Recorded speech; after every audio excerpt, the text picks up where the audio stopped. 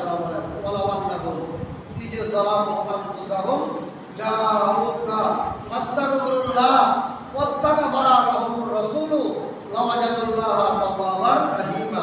সুবহানাল্লাহ বলেন সুবহানাল্লাহ। বান্দা তুমি যখন গুনাহ করো, তোমার হায়াত কম, তোমার ইলম কম, তোমার সম্পদ কম, তোমার জ্ঞান কম, কিন্তু তোমার সুযোগ বেশি। সুবহানাল্লাহ সুবহানাল্লাহ। তোমার হায়াত কম, তোমার অর্থ সম্পদ কম, কিন্তু সুযোগ বেশি। কেমন? বান্দা তুমি যদি লাইলাতুল কদরের রাতে দোয়া করো, লাইলাতুল কদরের রাত শুধুমাত্র একটা রাত, দাঁড়িয়ে দাঁড়িয়ে নামাজ পড়ো, লাইলাতুল কদরের রাতে তাহাজ্জুদ পড়ো, লাইলাতুল কদরের রাত সেহরি গিয়ে একটা রোজা পালন করেছো, আমি আল্লাহ তোমার জীবনের গুনাহগুলি মাফ করে দিব।